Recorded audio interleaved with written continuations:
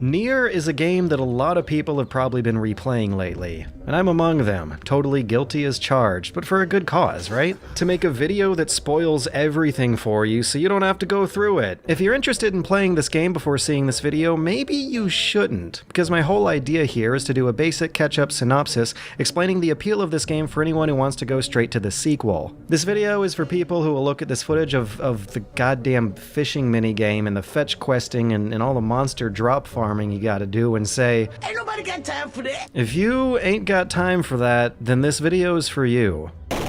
NieR is a Japanese action-adventure game released in 2010 for the 7th generation consoles. Interestingly, different console versions for different markets have a slightly different story, with the main character's design being changed as well as their relationship with the main supporting character. Japanese gamers got a main character who's the lithe, young, spiky-haired orphan brother of this girl named YoRHa, whereas Western gamers got a much older main character who is butt ugly by JRPG standards. This dude's got a face only a YoRHa could love, who's his daughter in this version rather than his sister. What may be one of the most extreme examples of localization changes ever actually worked. Although NieR was not well reviewed overall, English language reviewers did react favorably to Square Enix's decision to give them the more paternal main character. It's nice to see a Square Enix RPG where the main character isn't a skinny emo child whose balls are still in his fucking neck. Regardless of the low scores and low sales, NieR still managed to attract a passionate cult fan base, and once a pitch for a collaborative sequel was sent over, Platinum Games eagerly signed on. I've never been a NieR fan, but I've always been a Platinum fan, so that means when they dropped a damn good demo last December, I finally had to confront this monster. So over the past month, I played the game almost twice through, getting all 4 endings, doing the side quests, reading 9 canonical short stories, watching playthroughs of Drakengard 1 and 3, and reading the stage play that precedes NieR Automata, all in the effort of answering a question I'm sure countless viewers have been asking. What's up, NieR? NieR is a game that opens up in the snowy post-apocalyptic wasteland of summer 2049. Humanity has apparently been wiped out by these monsters called Shades, who are attacking a father and a sickly daughter named YoRHa. The father angrily hesitates but ultimately decides to use a creepy book of magic spells to defeat the monsters. But when they're finally cleared out, he sees that YoRHa has succumbed to some kind of ghastly black disease. What happens to them, we may never know, because we fast forward 1,312 years later, where we are once again playing as a father with a sickly daughter named YoRHa. This time you get to pick the guy's name, but for simplicity's sake I'll call him NieR because that's the canon. Over the post-apocalyptic centuries, society has redeveloped into medieval-style villages, but the outlook still looks grim. Plague and disease are ravaging the land, and Shades are pretty much Earth's new apex predators. They can spawn in without warning into shadows and darkness, and they basically keep the human survivors isolated in their villages. NieR's village is led by 2 matriarchs, Popola, who does their paperwork and studies old books, and Devila, who's a bard that entertains everyone and hooks you up with jobs. One day, while out working such odd jobs, YoRHa gets lost while picking flowers. NieR tracks her down to an abandoned shrine where 2 boss monsters block the path, as well as a floating talking book named Grimoire Weiss, who becomes our first travel companion. But the journey worsened YoRHa's sickness, and she's developed a ghastly black disease called the Black Scrawl. Hearing this, Devila sings you a legend in which Grimoire Weiss can cure the Black Scrawl by attaining new pages called the Sealed Verses. So our heroes go on a distinctly video gamey adventure to various themed towns, solving people's problems to track down the sealed verses, which are usually dropped by giant boss monsters terrorizing the town. Along the way, you routinely check in with Devila for side quests and Popola to progress the main quest. In a village called the Eyrie, the big boss is a giant lizard, and the gang befriends probably the most visible early clue that all these cliches are being implemented with a dose of irony. Kaine is a foil of the fanservice-y sidekick girl. She dresses like a fragile, demure lingerie mannequin, but acts like a complete sociopath whose backstory is specifically built to contrast the typical role she fills. I'm gonna pull out your teeth and cram them up your ass! Also important is the spooky mansion in the woods, where the party helps a young blindfolded boy named Emile whose gaze petrifies whatever he looks at. On the way home, after rounding up the sealed verses, NieR's village is attacked by a giant shade controlled by a big bad villain called the Shadow Lord, who also has his own floating talking book called Grimoire Noir. The two books have an exchange that for some reason gives Weiss a crisis of confidence, almost leading to him betraying the party. NieR ultimately loses the battle against the Shadow Lord, YoRHa is kidnapped, and Emil petrifies Kaine to lock up a beastly shade in the basement because they never really managed to defeat it. Fast forward 5 years and we see that despite the search for YoRHa going cold, NieR still hasn't given up. We resume with the kind of subplot in which Emil learns that his petrifying gaze was an experiment by the old world scientists to create a terrifying and immortal weapon, just like his sister who's been locked up in the basement that whole time. After getting gobbled up by her, Emil unfortunately transforms into this iconic grinning lunar skeleton, but he can now cure Kaine and finish off the basement shade.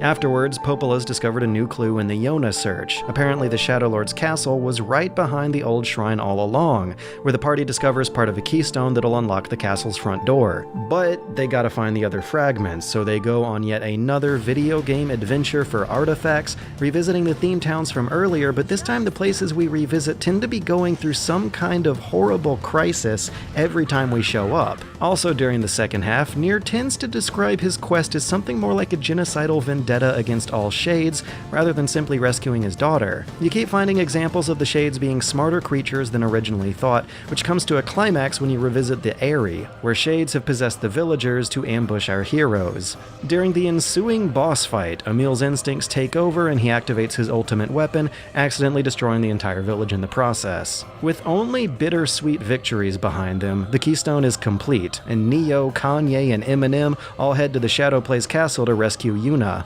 This is when things start to get weird. Poppola and Devola show up to reveal that they've been working with the Shadow Lord this whole time, and pass us a series of documents explaining what the hell's been going on for the past 1,000 years.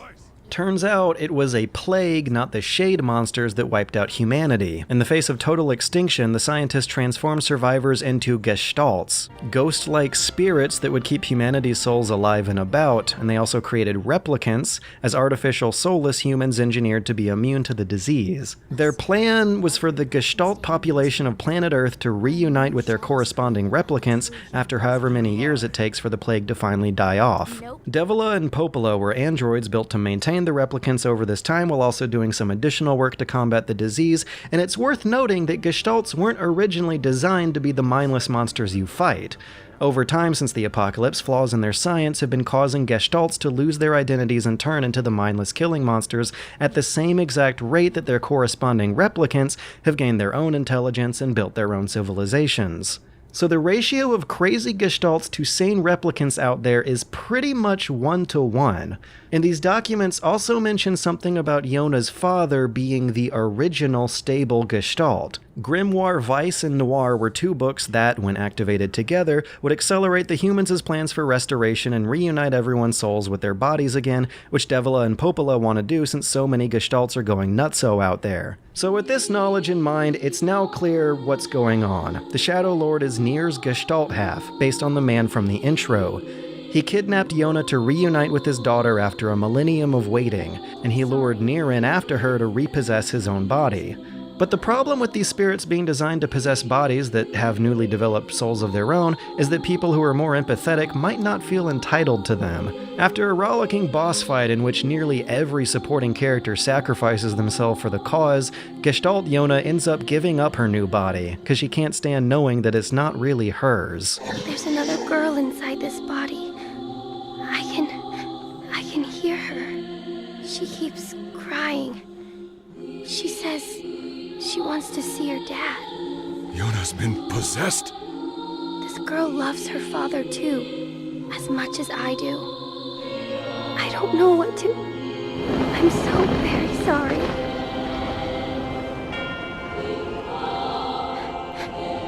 I love you, Dad. I love you.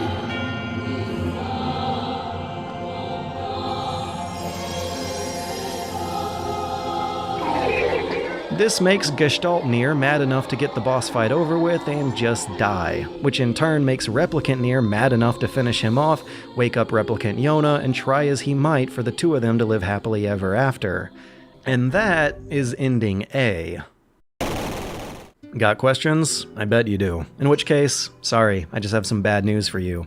The logistics of NieR's magical rules aren't entirely coherent or consistent within the game itself. If you want to know why Gestalt NieR couldn't have reunited with YoRHa any time earlier, or why monstrous berserk shades were attacking them as early as 2049, or how human ghosts can turn into giant boss animals, or how this game's entire canon timeline begins at the end of what was originally seen as the joke ending of Drakengard 1, you gotta read outside the game for that. Unfortunately, I'm not really gonna get into that. If you hear stuff about Legion or Red Eye cropping up in NieR Automata, a trip to the wiki will probably be more fun than hearing about it here, because while that stuff does explain a whole lot, it complicates things a whole lot, while also taking time away from me making an honest effort to try and explain the appeal of this game. Sorry if it sounds presumptuous, but I don't think that this game attracted such a cult following because all those fans wanted to learn how shades work. What seems more likely is that fans were interested in what the character's conflict for self-identity represents, and that those fans got there by being drawn to these characters and shocked by these twists because of how they toy with expectations of how classic video game stories work. Because NieR is a patchwork of references, homages, and lampoonings of classic video games. Enemies shoot out shmup game bullet patterns. You travel from a town themed like a text adventure to a town that's a whole mansion clearly themed after Resident Evil 1. The lobby is almost a straight copycat of the Spencer Manor, but there's also a secret underground lab found at the Courtyard Fountain. Once you're down there, you chop through it for tens of minutes as a Diablo-style dungeon crawl. But the one franchise that I found the most parallels with here was Zelda. Especially the idea of splitting the game up into two halves with a half-decade time jump. The hero gathers up some requisite artifacts, only to inadvertently lead the villain to a sanctuary temple, lose the fight, and wake up many years later to a darker world.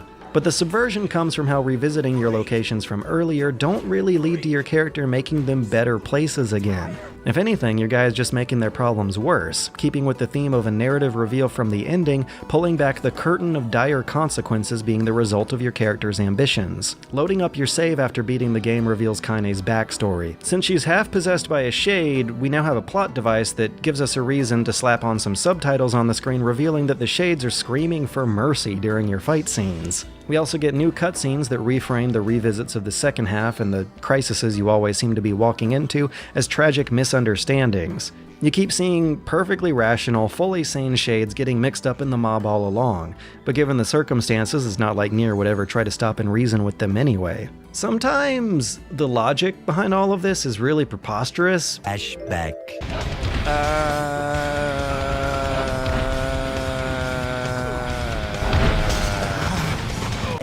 Of flashback. But hey, it tries. And it was trying that stuff way back in 2010, before the concept of a self-aware, self-critical game about video game violence framed around a father taking care of a daughter in a dystopic world really came into vogue. Which brings us to the big elephant in the room. The consensus that eats away at the game's creator himself is the fact that at launch, NieR wasn't well regarded as a particularly good game. Hell, after playing it just now, I'd struggle to even call it a mediocre game, but somehow I feel like on some level the guy behind it might not entirely disagree.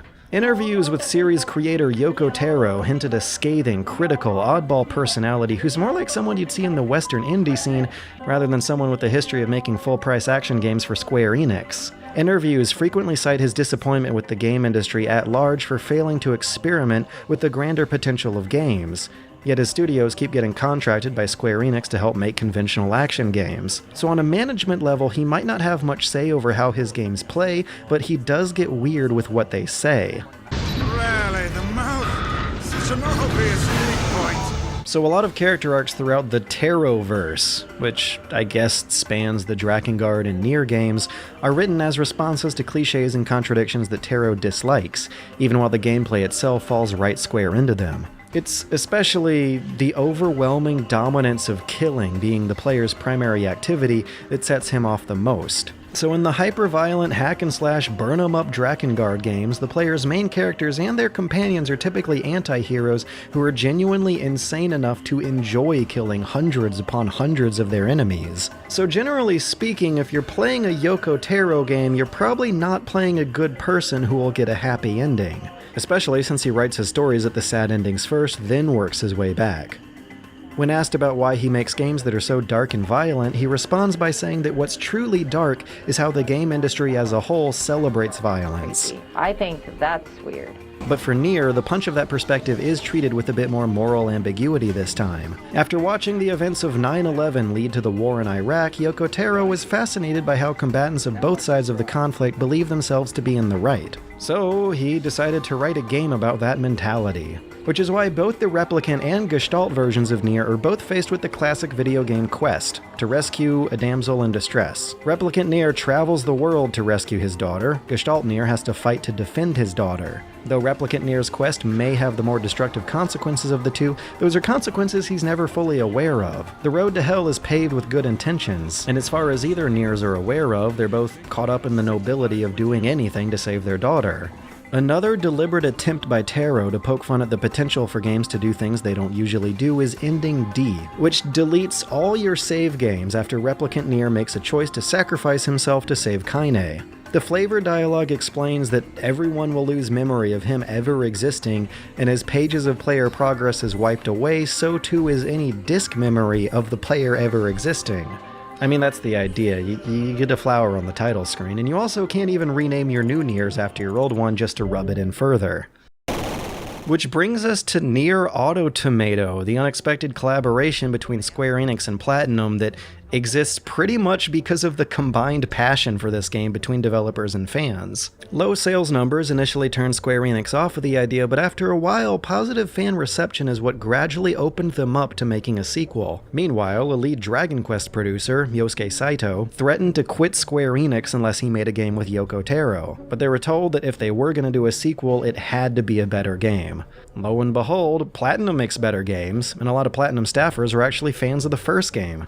After being approached for it, Platinum quickly signed on, and what kind of a perfect storm is that, right? This crazy guy keeps getting handed projects whose budgets and quality can't really live up to the ambitious stories he writes for them, but Platinum Games has a reputation for making games that do. So, what do you need to know before going from NieR to NieR Automata? Well, the first taste of this game's story probably comes from a stage play reenacting a story told by the album notes of a concept album performed by an idol group called YoRHa. Yoko Taro wrote these materials between 2012 and 2014, which probably means he was organizing the group and writing this stuff in tandem with the game, so we've got a supplementary piece of canon where girls rush onto this stage kind of reenacting an anime intro. It's a real piece of work. They got a bunch of video game music playing in the background, enemy robots blow up on the projector screen behind them, and I think I'm going insane, because the story of the stage play is that in the future, which is gonna be like year 9 billion by NieR standards,